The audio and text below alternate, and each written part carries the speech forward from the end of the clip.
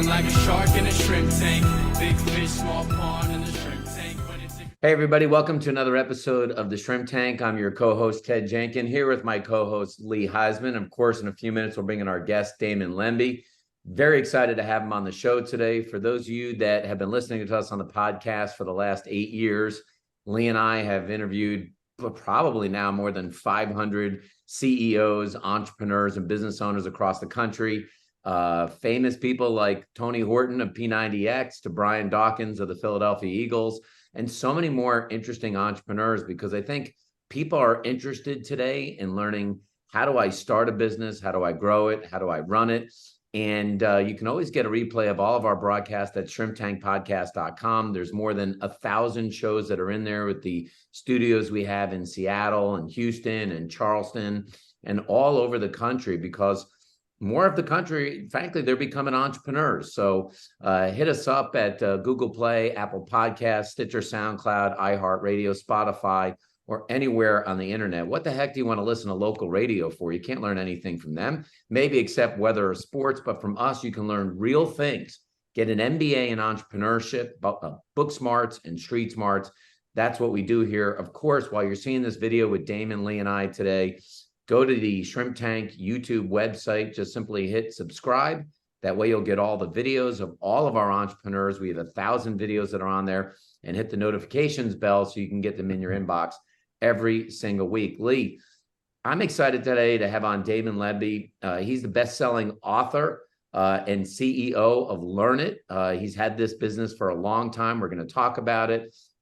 He's been doing corporate training for many, many years, and he's trained over 1.8 million people. That's with an M, Lee. And funny, not a funny fact in here, but because you and I live in Atlanta, he also was a crazy good baseball player, played for Arizona State in the World Series, got drafted by the Atlanta Braves. The Atlanta Braves. So we want to hear more about that today. Damon, thanks for coming on the program. I mean, leadership is so important today. It feels like we are maybe at the biggest time I feel like I've ever seen in our country, just in a complete void, a vacuum of leadership that's out there. What do you see happening in just in the workplaces today? We, post-pandemic, we go to hybrid weeks. How should leaders be framing this whole game of leadership today? Well, first of all, thanks, gentlemen, for having me. I'm excited to be here today. And that's a great question to kick it off. Yeah, there's a lot of uncertainty and chaos going around today with everything that's going on. Are we moving into recession? Are we not? What's going on? And I think more than ever, we need leadership, and we need human leadership. We need leadership where we have individuals who are out there doing the right thing and working with their people, learning to communicate and build trust. So there's a lot you can do, but I think the fundamentals all kind of starts there. Damon, do you think that it feels to me, at least, and I've been around the game, and Lee has for 30 years as well, that I used to think that leaders were very principle-based, that the decisions they would make weren't about politics, they weren't about social media, but just simply about, the truisms of life. Have we lost that in corporate leadership today? I think maybe in some cases, but there is some of that. But I still think there are a lot of leaders out there who do have integrity, who Right. do the right thing all the time. And, it's better. What I'd like to do is be able to help build the future leaders of the world. That's kind of like what we focus on Learnit, building the people who are just moving into leadership. So yes, there are some shady things going on out there, but I also want to believe and focus on, I think we should also focus on the really strong leaders out there who are doing the right thing and leading with principles. Of that. So Damon, I've been saying this for decades, now in my 50s, but the way that you are as a human being, just a person, it applies to business as well, right? You can't be a different person in business, a different person in your athletic world, a different person in your personal world. It all kind of transcends each other, and you're the same person. And I love that the term you use is upskilled. You've upskilled over 1.8 million people, right? Upskilling is something, I'm going to steal that line from you, but I'm sure you get asked this question a lot. Transitioning from athletics and sports that you did successfully, what were the skills? How does that really transition? When you have other people out there that are watching this that say, well, I'm not in the business world, but I want to get in, but I have all these other skills. How do you make that transition? Well, I love it. And yeah, upskilling. And another big term you can steal from me is reskilling. Because a lot of times right now, what's going on is in these organizations that, and I'll get to your question in a second, but in these organizations that unfortunately had to do layoffs, they still have a team, and those jobs don't go away. So they need to reskill their team a lot of times to be able to do the new jobs. And out there, individuals who need to reskill themselves. To answer your question, I mean, that is something that I had to deal with when my baseball career ended. I said to myself, I spent my entire life thinking of being a Major League Baseball player. That didn't work out. Do I have any skills that are transferable? And I was concerned. And fortunately, I figured out through trial and error and a lot of hard work that, yes, I mean, finishing up with sports, there are a lot of transferable skills. And I look at, teamwork, the ability to collaborate and discipline and everything that athletes go through and the perseverance of, in baseball, if you succeed 3 out of 10 times, you're going to be a millionaire. So there's a lot of transferable skills that individuals, and not even just sports, it could be music, it could be theater, all this stuff, you will find transferable skills that you can use in the business field. When you look at this learn it all leader, I've heard 2 phrases over time, Damon, leaders are born and leaders are made. Is there a truism to either side of this? Because I feel like part of your book and everything is that you're helping leaders become made, so to speak. So what does that look like when you look at those 2 forks in the road? In my book, I say, leaders aren't born, they're not made, they're in the making. And I guess really what I'm so get you on that one, Ted. So what I'm really saying is that it's a continuous process. And when I use the term learn it all leader, it doesn't mean that you have to lead a massive team or that you're always, managing people. You could be a leader at home for your family, or you could be an individual contributor. But the whole point of it is that I think to be successful, I think you need to continuously evolve. And a lot of that is what required in that is being open and wanting to learn and being a continuous learner. So that's kind of how I look at it. Now, Damon, obviously you have the book, and obviously you have, as you said, reskilled, upskilled many, many people. But it didn't all come organically from you. You played for 3 Hall of Fame coaches. And there's some key things you must have learned from them, because we're just, I surround myself. You always hear that all the time in the entrepreneurial world. Surround yourself with the best, right? And then glean what you can. But when you had the opportunity to work with 3, out with me, you're still hanging out with me, and you said you're going to surround yourself with the best. I mean, that's there you go. Yeah, there you go. Proof in the pudding. Yes, it's exactly true, Ted. And Ted always brings me to the big boy table. I used to sit at those little tables off to the side of Thanksgiving. He just elevates you. Suddenly, he drove me over to the bigger seat and the big. You were the card table at Thanksgiving, and now you're exactly at the right. adult table. So, and that is what I feel like every day, Damon. I tell my wife, I'm like, hey, Ted brought me to the adult table today. I had a full serving of turkey. I didn't have like a mac and cheese or chicken nuggets for Thanksgiving. Well, Lee, if it helps you, I'm usually at the kids' table at the Thanksgiving dinner. I actually kind of prefer to be there sometimes, Better desserts sometimes, better desserts. Yeah. But Damon, speak a little bit about when you have the opportunity to learn from 3, and not just 1, but 3 Hall of Fame coaches. What were some of those pieces that you learned that you have applied and provided to your clients? Great. Yeah. And really, the 3 Hall of Fame coaches you're referring to are, I played for Andy Lopez at Pepperdine, who's the only coach in college baseball history who's played in the College World Series for 3 different teams and won 2, Pepperdine and University of Florida. John Nochi, who's a legend in junior college and was the head coach of the Olympic team for Italy. And then the legendary Jim Brock at Arizona State. And that has really formed my entire, and also my dad, who wasn't a Hall of Fame baseball coach, but that's really what formed my leadership, how I went about learning to be a leader. And what I learned from him, I love, starting with Andy Lopez, he only had 2 rules. And his 2 rules were show up on time and do the right thing. And showing up on time is half the battle, I think, sometimes. And then sometimes people would say to him, I just reconnected with him in Tucson after 30 years, and we had a great conversation. And he said a lot of times people are like, well, what does do the right thing mean? And he says, you know what the right thing is, and you just do that and you be consistent with it. So that's really one of the things I learned from Coach Lopez. The other thing is, as a small D1 team, from day one, recruiting me, he said, we're going to win the College World Series. And a lot of times people said to him, he told me this after, he's like, hey, Coach Lopez, maybe you shouldn't go out promoting that. I mean, what's the likelihood that Pepperdine could win? But Lee, he created, and I think this is important for entrepreneurs to have a team, he created a vision and a purpose for us. And everything from the get-go was, we're going to win the World Series. And sometimes we kind of looked around, but we worked hard, played. I got hurt and left. And guess what? They won the World Series the next year. The first time in Pepperdine's history to be able to do so.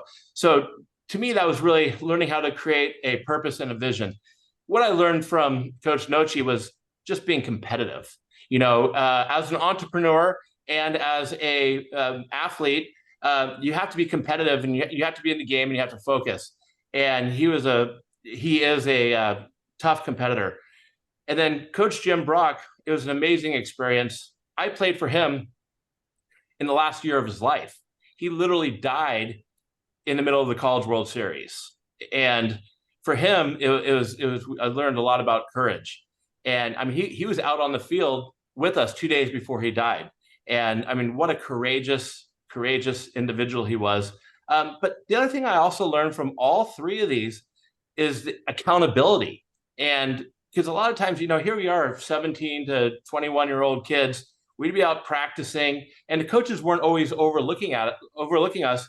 And we kind of held each other accountable to work hard, play, and to focus. So I've also had some not great coaches, and that doesn't really mean, it doesn't matter who they were.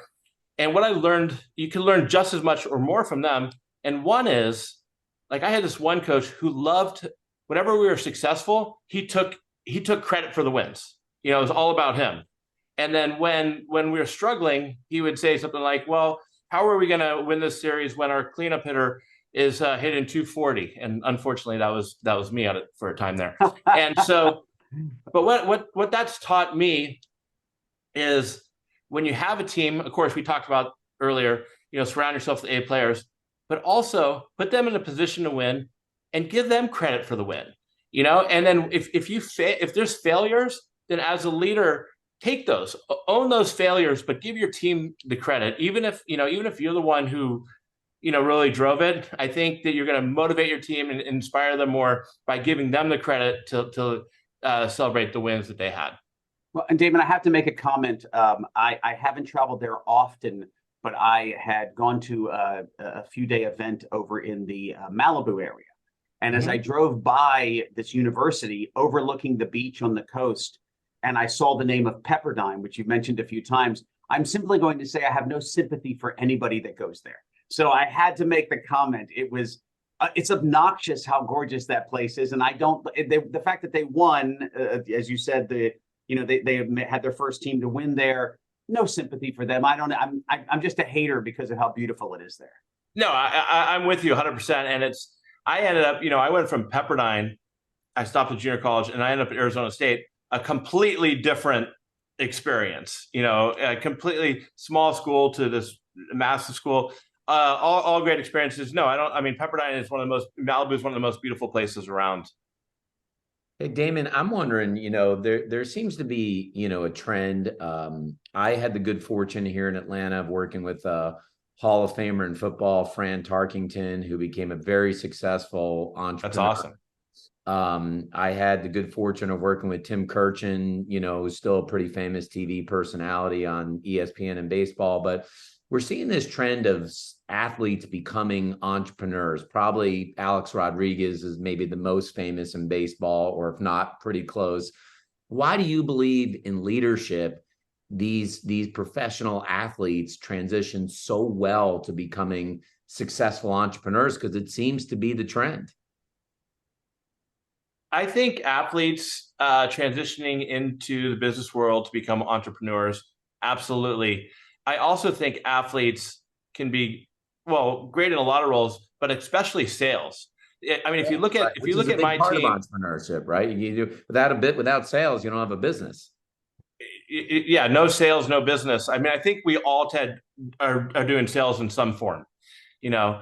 And if you look at my team, excuse me, we have, I would say, about 15% of our team just by chance are ex Division One. One was an Olympic gold medalist, athletes, and I think what that has to do, it kind of goes back again to the traits we were and the skills we were speaking to was, you know, athletes are disciplined. They know how to network too. I find, you know, they do that early on. And one of the things I think about athletes is athletes have learning agility. They know how to learn, you know, and being able to learn allows you to learn how to adapt. And athletes too are able to get out of their comfort zone, which you need to do a lot as an entrepreneur.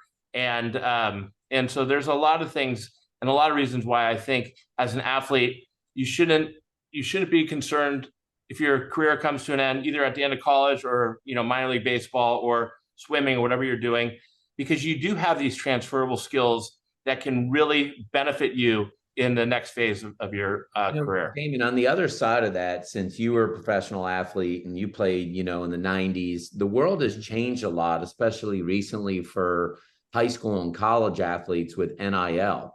How much, you know, do you see that changing? Because you do have to kind of become your own salesperson. I mean, that could range from you getting a high school deal with a local sub shop or pizza shop to some of these college football players that are making more than $1 million. How do you see that changing the landscape as you lead college and maybe even high school athletes?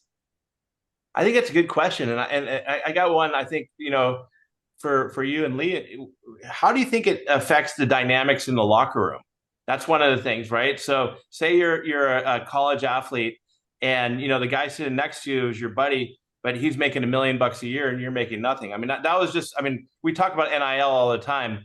And so I'm so kind of curious is like, how does this affect, you know, the atmosphere in the locker room? I have to imagine there's a lot of jealousy. That's what I would be thinking because, well, first of all, we know who's buying at the bar if you're of legal age to do it. But right. When you know, there were days where there was always the gray shadiness of boosters that may have been buying kids cars or homes or their parents or whatever it may be. So maybe some of that has gone away. But, you know, I think athletes have to be thinking more today about not just doing well on the field, but thinking about that they're a brand once they have that status where they can become a D1 athlete. And they've got to be thinking about that because, as you know, there are a lot of people, most of them, that aren't going to make the major leagues in whatever sport they choose. So, you know, this gives to me a real opportunity to think about entrepreneurship, sales, business, because you're your own brand once you have, you know, that reasonable celebrity status. I agree with you. And I think what it hopefully teaches these athletes in high school and college is to learn some of these skills earlier. How do you manage your finances? You know, how do you go about promoting yourself the right way? I'm actually a big fan of NIL. If done correctly, it's kind of the wild, wild west right now. I think the NCAA blew it. I think they had the opportunity to, you know, pay the athletes a little bit so they weren't to have these shady deals you spoke about. And I think pretty soon the brands are going to be going just directly to the athletes. But it also is going to require the athletes to mature quicker and really start thinking about themselves because there's more spotlight on them. And then, you know, it's a financial situation that they're working on. And I think one tip I have for athletes who are still playing, especially in college, is start learning to network now. You know, you might be in your first or second year, and maybe you got an NIL deal, but like you said, your sports career may not last forever. But you know, if I'm a wide receiver for University of Alabama, there's a lot of successful business leaders out there who went to Alabama who's not going to take a call from a guy on the Alabama football team, and start meeting these people now so that when your sports career is over with, you and maybe even your 15 minutes of fame's over with, you already have these relationships. And I think that's something that athletes aren't doing as often as they should, is taking advantage of the connections they have related to their university or their town they're in or whatever, for later on in their career. Damon, I know we have to wrap up soon. And I do want to address of an important topic. Reading your bio, of course, I love the term that you said, how to help people do Dream 2.0, right? And because they have their goal is, I want to be a professional athlete, baseball, football. But if that doesn't work and that fails, and I will tell you, Damon, and I'll tell listeners and viewers out there, I'm on Dream 28.0. Right. So as an entrepreneur, I've had many successful businesses and many failed businesses, more failed businesses than successful businesses. So I would say, I think Ted and I are on Dream, at least me and Ted's next chapter that's my Dream 28.0, because I've had 27 different chapters. How do you talk about these athletes, and how do you recommend when they get that first punch in the gut that maybe they might not be this professional top NFL Hall of Famer? How do they make that next dream come true? Well, and just like you said, too, we have the athletes, but then we also have the entrepreneurs who maybe something that they've dreamed of their whole career comes to an end. For athletes, it can be really devastating. You could say, hey, I've had this perception of myself my whole life, and all of a sudden, and like what happened with me, it's like, what do you do now? And my advice is, and I'm sure it's like what you and Ted have done, is, hey, you know what? Be grateful for what you had, learn from that, and move on. It's move on and go for your next career, your next goal. And we all have failures, and do your best to learn from those failures and carry them with you, and take what you learned and move on. Because as an athlete, especially, I mean, a lot of times your sports career ends at 25. You have a lot of great years left. And I mean, it's kind of a cheesy term, but somebody once told me, you're still wearing a uniform. It's just a different uniform. And, athletes should be really confident that what they've learned through sports is very transferable. And even though it's difficult and tough and it's okay to mourn, hey, it's time to leave that behind. Stop living in the past and go for your next bit. So what I'd love to be able to do is, I like doing a little rapid fire round of some questions in here, but you're going to love this because I made this baseball centric. So I want to start off with the first question in here, which is, will the Atlanta Braves win the World Series this year? I certainly hope so. And I say that because, ironically, the Atlanta Braves, which is a client of Learnit's, bought 100 of my books, and I might actually be out there. They did. And it's an honor. We're working with their ticketing teams and everything.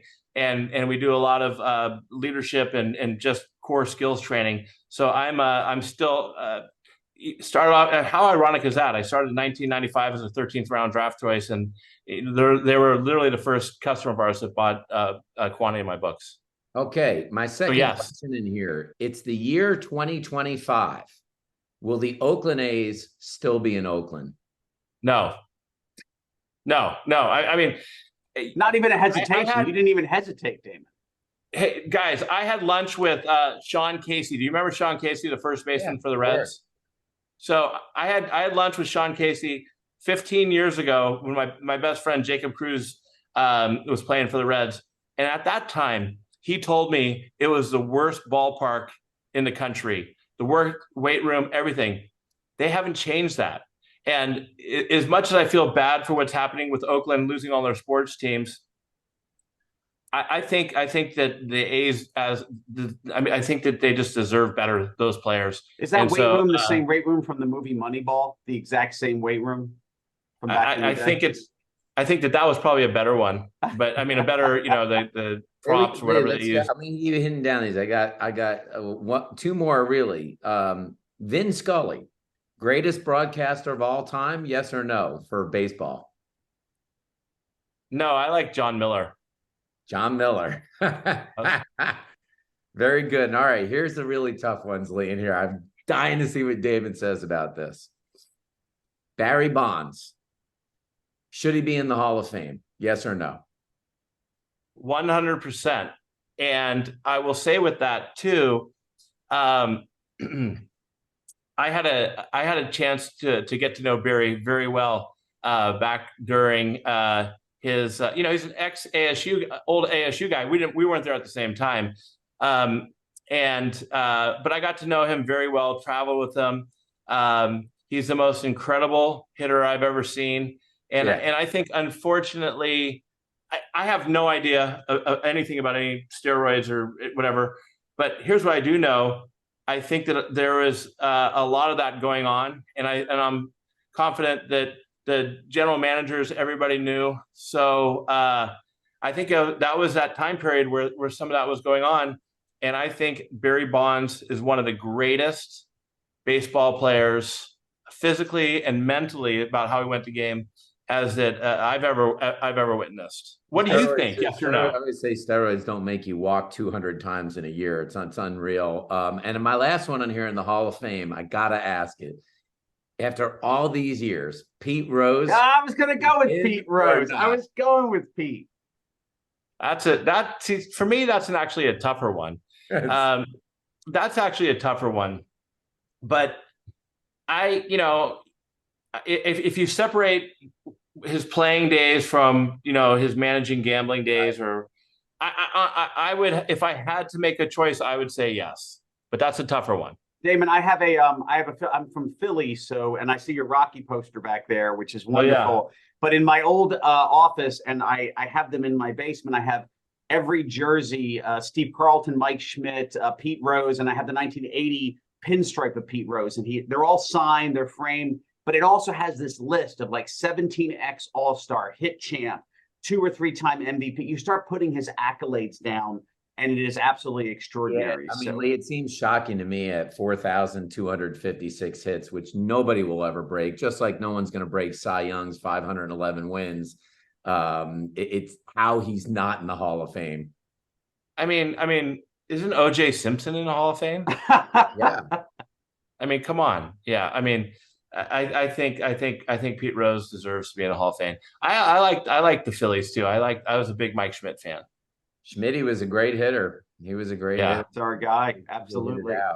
Man, well, this has been awesome today, Damon. And I mean, we appreciate not only that you're an entrepreneur, but that you're doing leadership every day in your own business and leading these athletes, which many of them need transitional help when they're a star athlete in college or even the professional ranks, and thinking about the second stage of their career or their second act, which you're right, it could happen at 25 or the age of 40, but they certainly need this leadership. How can people get in touch with you and learn more about your process, how you help these star athletes and make them become better leaders? So our company website is learnit.com, learnit.com. And any listeners out there who want a free class, I'll give you a free class. And the best way to do that, you can do anything from how to use Excel or a basic leadership class. Hit me up on LinkedIn at Damon Lembi and just send me a little note. That's the best way. That's awesome. That's awesome. Well, thank you so much, man. I mean, congratulations, obviously, on the athletic career that you had. But, more importantly, is you're right. It ends at some point for everybody, even the best of the best. And congratulations on your professional career here and helping all of these athletes become better leaders. We appreciate you taking time out of your day and joining us here on the Shrimp Tank. Well, thank you for having me today. All right, folks, as we do every week, Lee and I have done some 500 episodes. As I mentioned, go to shrimptankpodcast.com, check out all the podcasts. We've interviewed some of the biggest and best CEOs in and around the city of Atlanta and leaders across the country. At the end of the day, you could pay $100,000 to try to get an MBA in entrepreneurship, and you're still not going to learn how to become an entrepreneur. The only way that it happens is you get in the trenches, you fail, your head gets bloodied, and all those things to become very successful. It's why we have great leaders on this program every week, and we look forward to seeing you next week right here on the Shrimp Tank. I've been feeling like a shark in a shrimp tank, big fish, small pond in the shrimp